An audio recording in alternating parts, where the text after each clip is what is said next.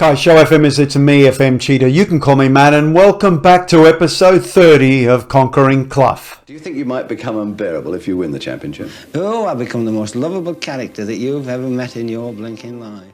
So we came back for another Newcastle game. Sorry about that. This time an away game. If we have a look at the table above my head, you'll notice that we are 3 points behind them, but with a much better goal difference. So a win and we'll go above them into sixth. And quite frankly, it's amazing that we're here. It has been up and down. Where we have improved is in our away form, particularly to those big clubs. Where we've fallen over is our home form, drawing or losing against very poor teams. So if we ever look at our league form after that 1-1 home draw to Newcastle, there was a 3-2 away loss to Chelsea. That's the kind of away form I'm talking about. But then a 3-2 loss away to Brighton, not so good. A 3-3 draw at home to Wolves.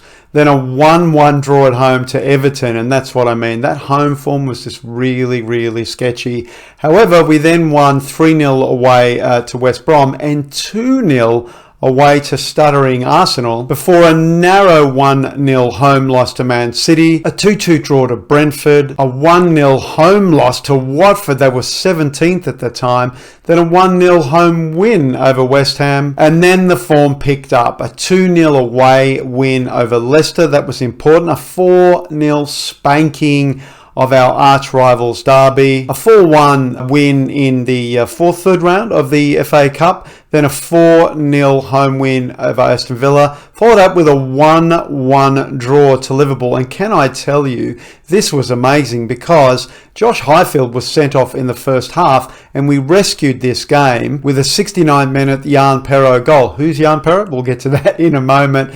And our last game away, a 2-1 win over United. Now, I'm not sure if that's our only win over United. We must have played them very early in the season. We did, and it was a 1-0 win. So yeah, it looks like we've got United's number. This late form obviously has propelled us back into Europe because we were as low as 14th or 15th at one stage with the poor form. Now, Europe-wise, completely different story. We won 5 of the games, drew the other one. We never lost in Europe. We went through top of the table, 16 points with a positive 16 goal difference. Now, if we have a quick look at all the groups here, as we scroll down, the only team to beat us was West Ham in their Group C, where they've won 18 points with an 18 goal difference. So a really, really good performance. Actually, that's not true. Sorry. Red Star, 18 points, 10 goal difference, but you'd have to say, looking at their group, that's pretty weak. So, I mean, we're looking pretty good. They haven't made the draw yet for that first knockout round. So probably by the time we see you next, you'll know whether we're still in Europe or not. But so on to Croatia. We didn't manage to qualify for the next round of the whatever Nations League. But it was very tight in the end. 13 points to Italy, 11 points to us. We almost got there at the death, but unfortunately Italy equalised in their last game against Germany. Germany, the pretend Germany, led the way, and we could not get over Poland at home, even though, we did do them away, didn't we? I'm pretty sure. Yeah, we sure did 2-0. So unfortunately, no progression in the Nations League. And here is our European Championship qualifying group. We have Germany again. That's good. As we, if you don't know in FM, the Germany because Sports Interactive don't have the German national team rights. The German national team is a kind of pretend team, so we should do pretty well there. So really, the standout team is Denmark. They're the team we're going to have to beat. And I'm pretty confident. I mean, Andorra, Bulgaria, Liechtenstein shouldn't present any problems there, and I think Germany too. So I think it's us and Denmark battling it out for top spot. All right, enough about all that. Let's have a game. A win here is crucial if we're to kind of just keep going further into that European position in the league. We are going to take the opposition instructions. I don't think we'll take anything else. 4-4-2 there from Newcastle. We can still see that Willock is still there.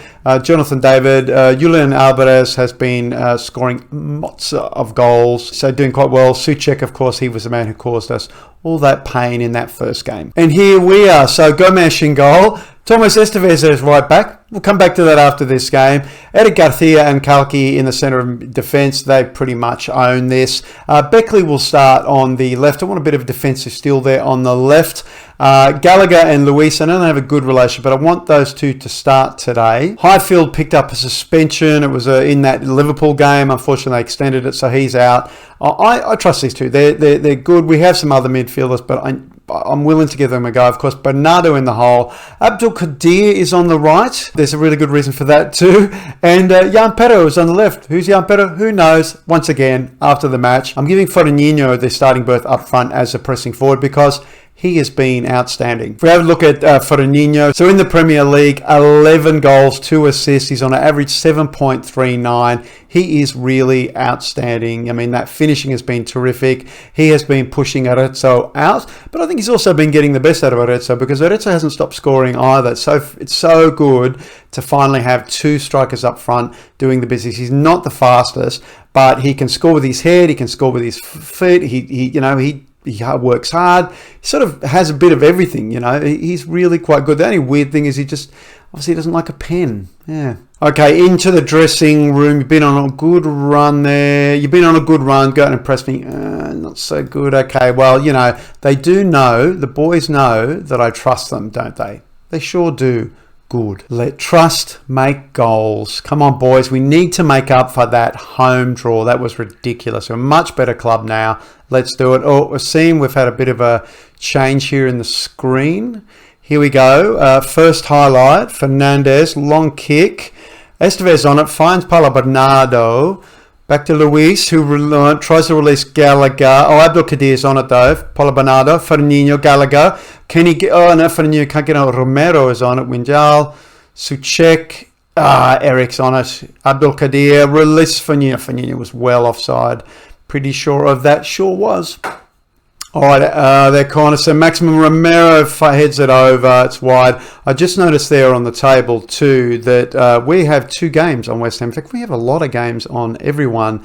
That's a problem because Southampton and West Ham and, well, not Tottenham, but certainly Southampton and West Ham have an opportunity to leap us and push back down out of Europe. So a win here even more crucial. All right, just 2 minutes of injury time, which will see us go in 0-0 by the look of it. So into the dressing room. Oh, Julian Alvarez was injured. I didn't notice that. That's sad.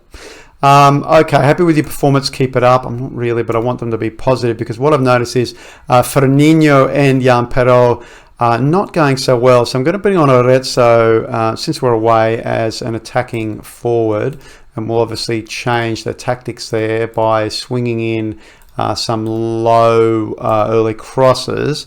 And Jan Pero is sort of subbing in at the moment on the left. We're going to bring in Odamusu. Yes, Odamusu is starting, is on the bench at the moment. And he scored a goal. He scored a goal in that last game. First goal for the club. I think that'll do at the moment. I see that Bernardo's not having the best performance. His form has been pretty patchy lately, but we'll leave it there for now. That's a lot of subs at half time. So let's have a chat with the boys. Let's make sure they know that we think they can make the difference and they're motivated. Good. Let's get out there. Let's get some goals, fellas. Let's get some goals. Now, 60 minutes in, it's just not happening, and they're reining in the shots here. Paulo Bernardo is down to a 6-5, but so is Rafa Luis, so that really isn't happening. So what I'm going to do is I'm going to bring on Stefan Fabres. Stefan Fabres had a few good games for us in that role, and what we're going to do is we're going to just swap them over. Rather than playing Gallagher as a box-to-box, we're going to play him as a ball-winning midfield on support. I will keep Paulo there, even though he's not doing well, just because I'm more concerned really about, making sure we don't concede. If we walk out with a point, that will do. I mean, I think we can do more than that, but looking at the way it is at the moment, if we have a look at the shots here, we'll see that 14-4 versus 4-3. Now, percentages are in our favour, but we need more goals. All right, another highlight to Newcastle. Wingel to Volba. So Maximum releases Jackson and releases Jonathan David. Fortunately, he shoots wild for us. This is all we're seeing now is just their shots on goal. Look at the Paulo Bernardo. He's down to a 6-4 as we move towards 80 minutes. We're going to need some luck here just to survive, I think. And as we cross 80 minutes, I see that Conor Gallagher's dropped to a 6-3. The midfield just falling apart. I tell you what, though, it does make me think, Why don't we swap them around? Just see what happens. We'll play Bernardo as a deep-lying playmaker, and we'll play Gallagher as a shadow striker.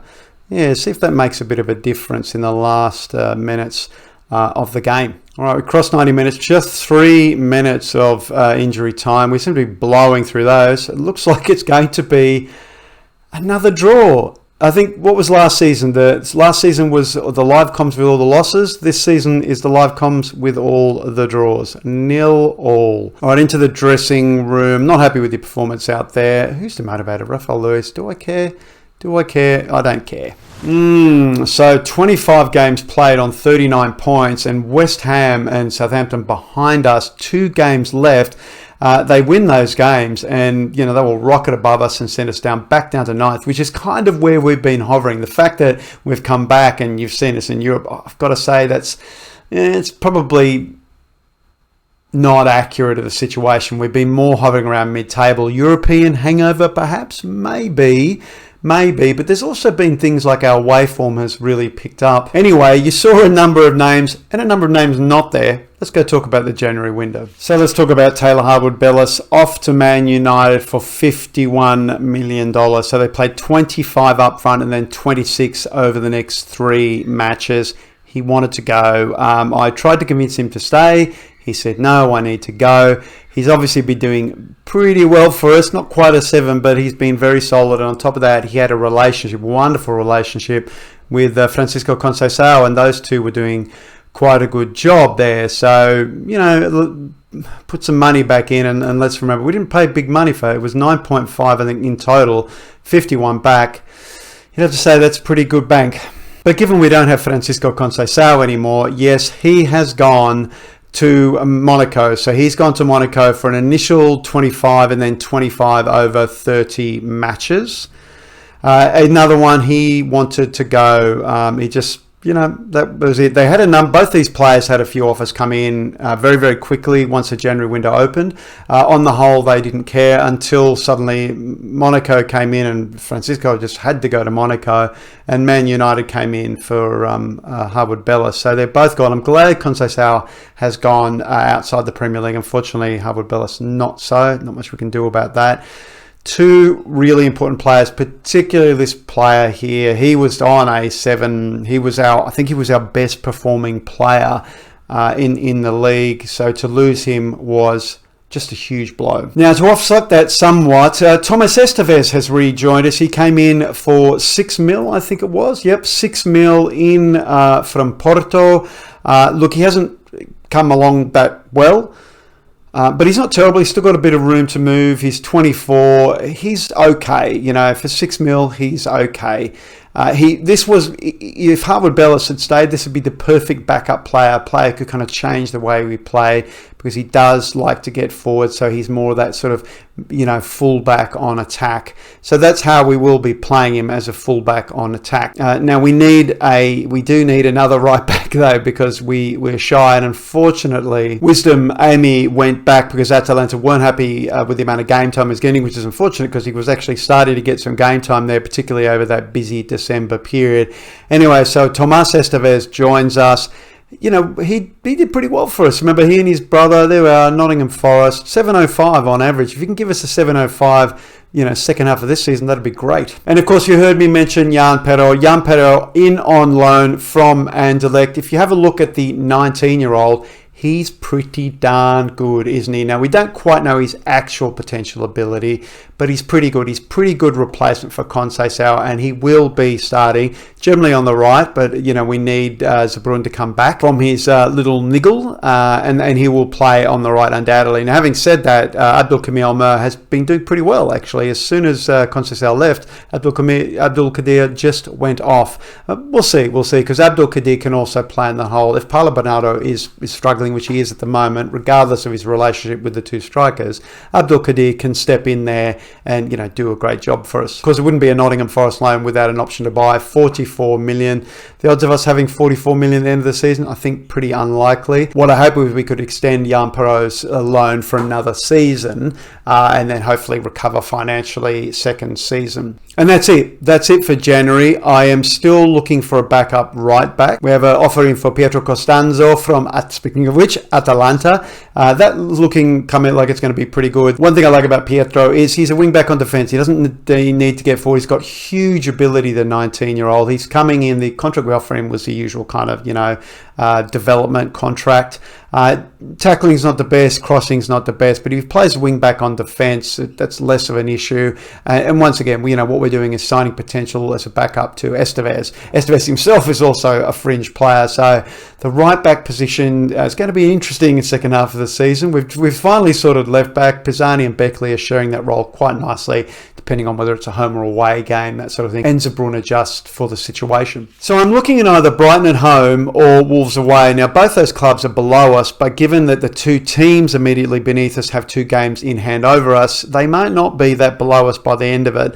Now, if there is a chance that they drop even further over these next few games while our form stabilises, maybe we'll come back for this away game to Everton. So it's going to be one of these 3 games. It really will depend on our performance and the performance of clubs around us. I don't want to come back and have kind of meaningless games against clubs that we should be beating that doesn't really change the table. You only see us a few times a season, so let's make those games meaningful. So either Brighton at home, Wolves away, or Everton away. And that's it. That's it for another episode. Thank you again for joining me. Don't forget to drop a like. You know how important it is. And don't forget to subscribe if you haven't done so already. There's this save, and don't forget there's also the Shakhtar Donetsk save, which we're doing, as a way to keep our friends in the Ukraine front of center. Let's give Shakhtar the kind of season they deserve, the kind of season unfortunately they're not having at the moment, given they can't play at home. Okay, so that's me for today.